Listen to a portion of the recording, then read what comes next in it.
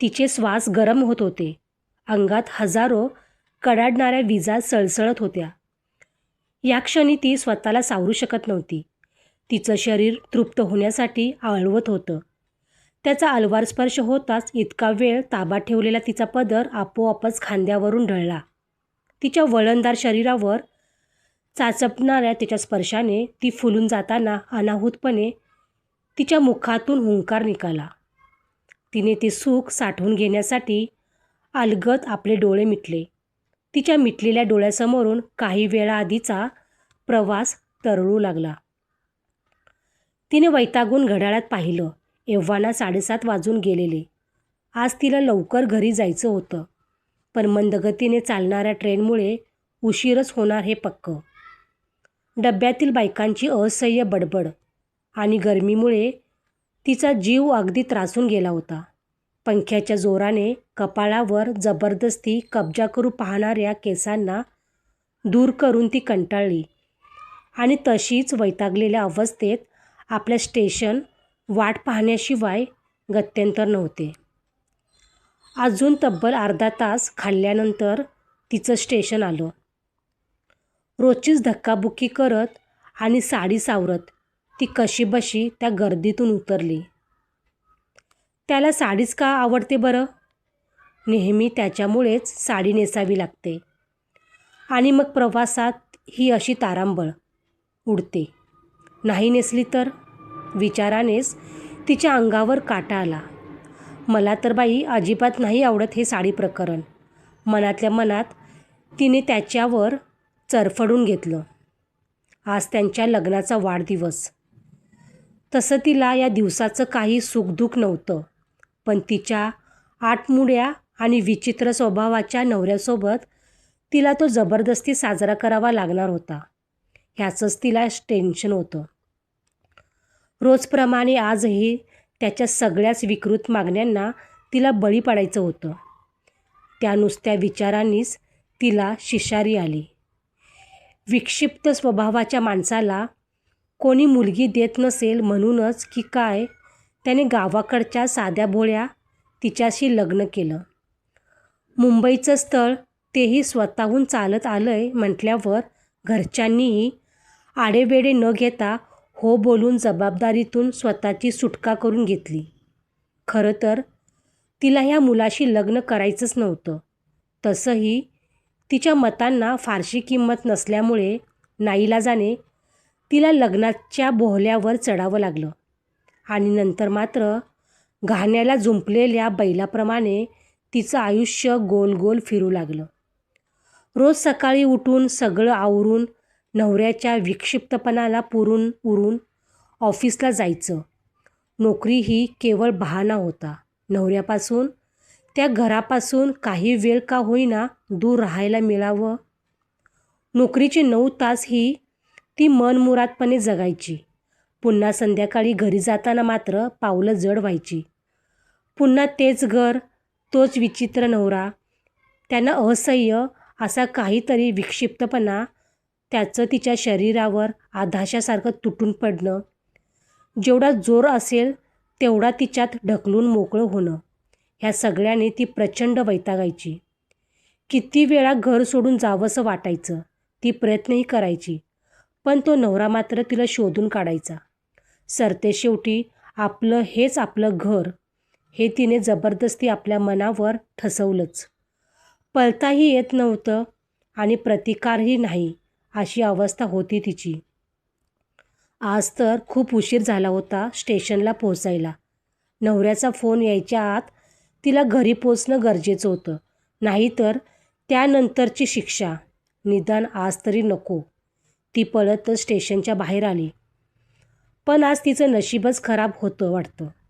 आज नेमकं काहीतरी प्रॉब्लेम झाल्यामुळे बाहेर एकही रिक्षा नव्हती.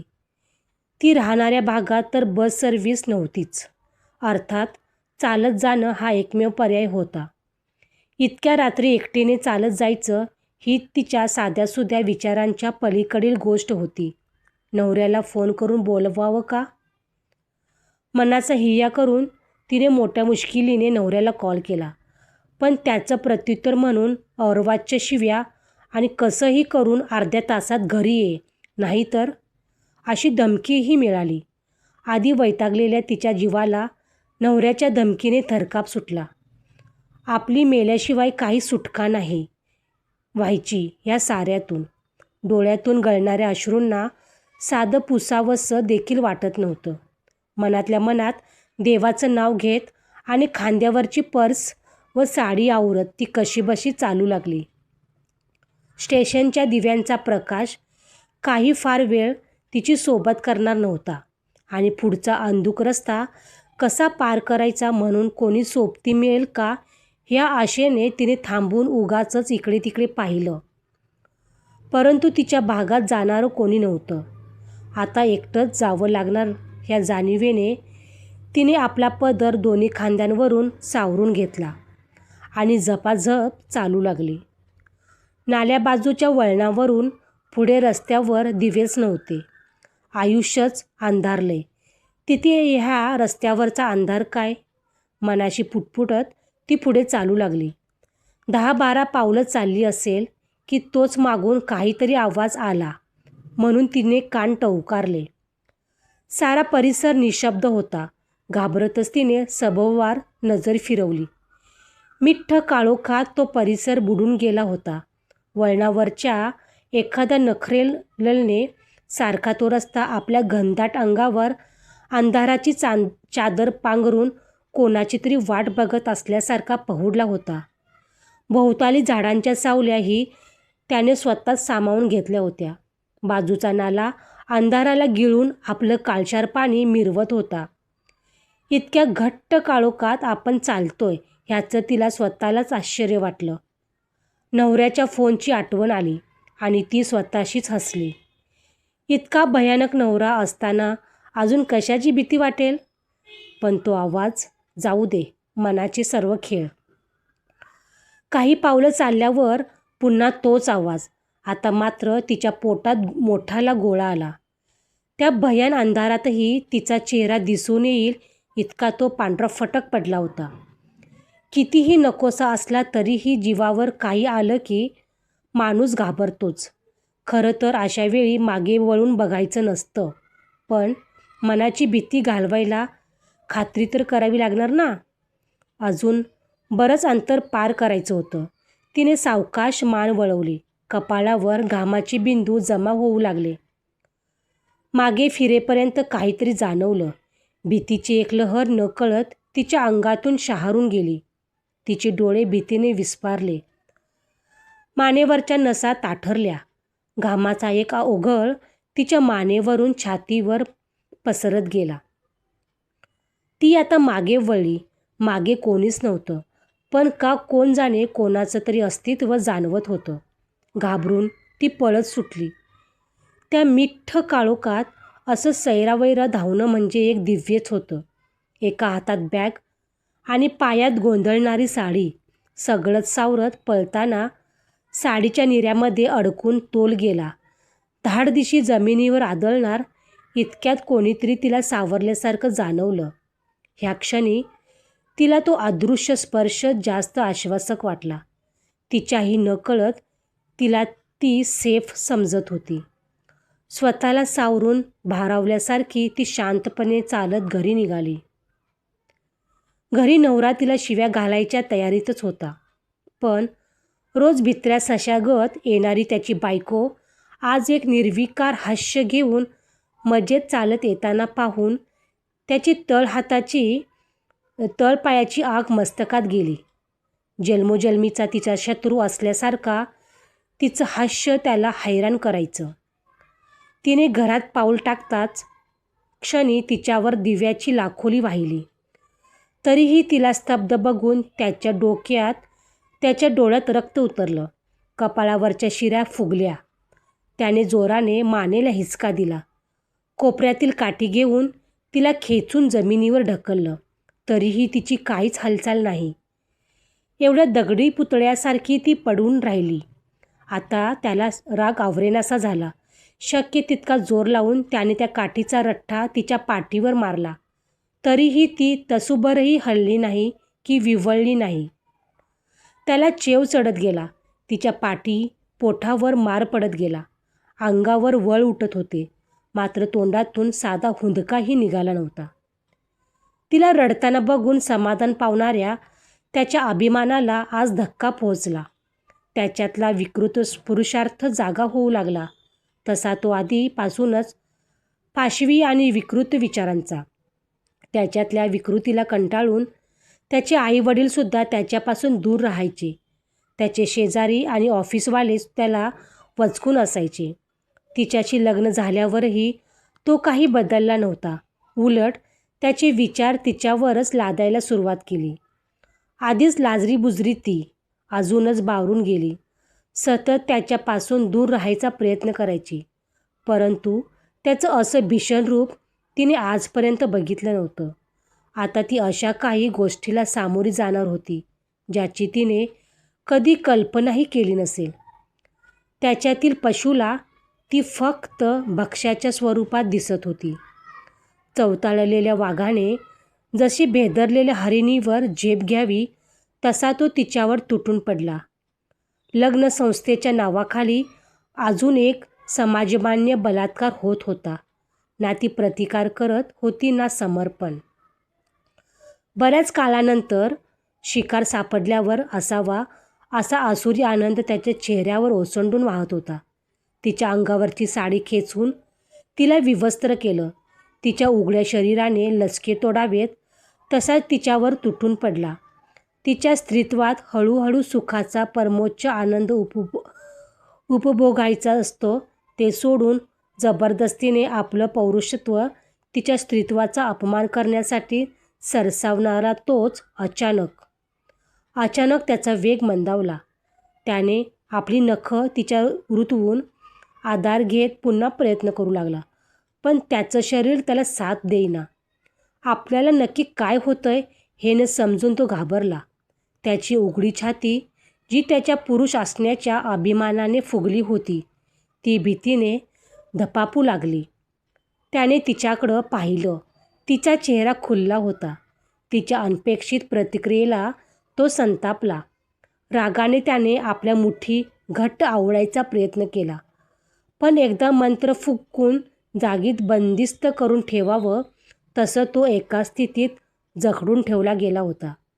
तिने अंगावरील चादर उचलून बाजूला फेकावी तसा त्याला तिरस्काराने अंगावरून ढकलला. तिला त्या क्षणी प्रतिकार करावा ह्याचा विचार देखील त्याच्या मनात आला नाही. आयुष्यात पहिल्यांदा कोणत्या तरी स्त्रीकडून तिला अशी वागणूक मिळत होती आणि त्या धक्क्याने त्याची मती बधीर होऊन गेली. त्याला ढकलून तिने आपली विस्कटलेली साडी नीट केली. चुरगळलेल्या निऱ्यांना चापून चुपून नीट बसवलं. तिच्या चेहऱ्यावर एक हलकंसं अनोखं तेज पसरलं होतं. तो मात्र भ्रमित असल्यासारखा तिच्याकडे बघतच राहिला. खरं तर त्याला बऱ्याच शिव्या द्यायच्या होत्या, परंतु त्याचं तोंड जबरदस्तीने शिवल्यासारखं बंद होतं. ती सावकाश चालत पुढे गेली. जणू तिथे कोणीतरी तिची वाट पाहत होतं. त्या कोणाकडे तरी बघून तिने स्मित केलं आणि बऱ्याच काळानंतर स्वतंत्र झाल्याप्रमाणे त्याच्यात स्वतःला झोकून दिलं. तिचा नवरा तटस्थ उघड्या डोळ्यांनी जे चाललंय ते पाहत होता, कारण जे काही घडत होतं ते मेंदूच्या जाणिवेपलीकडे होतं.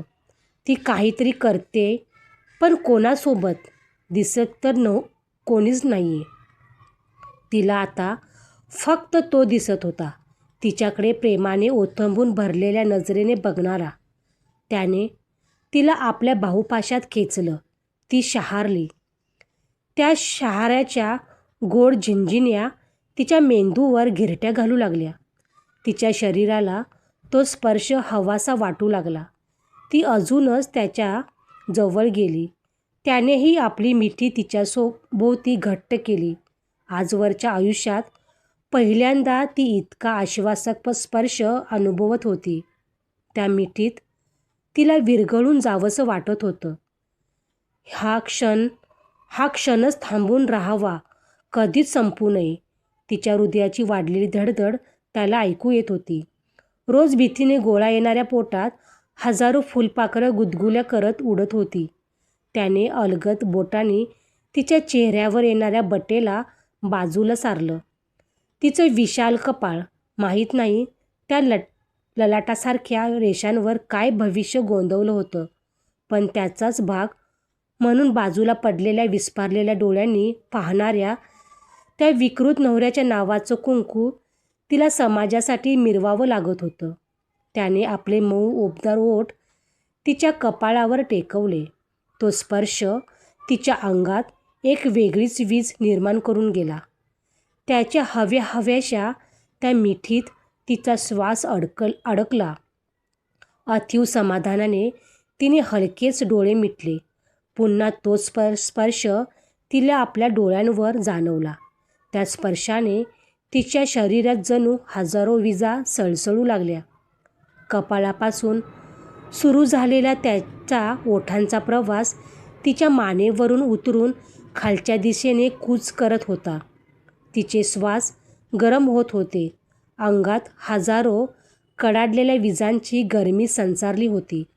अनाहूतपणे तिच्या मुखातून हुंकार निघाला.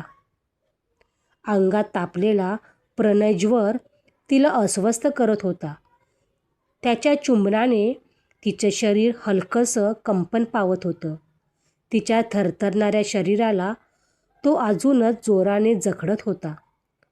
तिच्या मऊशार कांतीवरून फिरणारा तिचा हात तिच्या मधल्या भागातून तिच्या स्त्रीत्वाचा मार्ग काढत खाली उतरत होता. त्याच्या स्पर्शाने ती अजूनच उत्तेजित होत होती. क्षणाक्षणाला तिच्या अंगावर उमलणाऱ्या रोमांचावर घामाचे थेंब दवबिंदू होऊन चमकत होते. शेवटी तिला तृप्त करणारा बिंदू त्याला सापडला. ती एखाद्या मासळीसारखी तडफडत होती. तिला तडफडून उठलेल्या शरीराला त्याच्या वेगाची साथ लाभून त्या प्रणयरसात ती चिंब भिजून गेली. त्या प्रणयाच्या तेजात तिचा चेहरा नुकत्याच उमललेल्या टपोऱ्या गुलाबासारखा फुलला होता. आजवर सुखाच्या शोधात असलेली ती पहिल्यांदाच तृप्त झाली होती. तिचा निर्वस्त्र देह घर्मबिंदूंनी चमकत होता. आपण इतके सुंदर असू शकतो?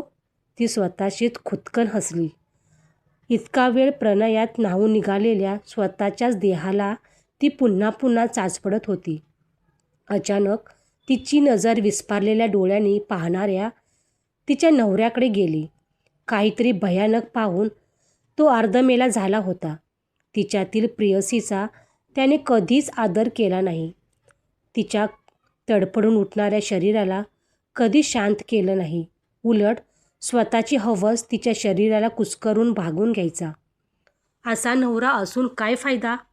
तिने आपले तृप्त झालेले डोळे त्याच्याकडे रोखत त्याला एक मादक स्माईल दिली.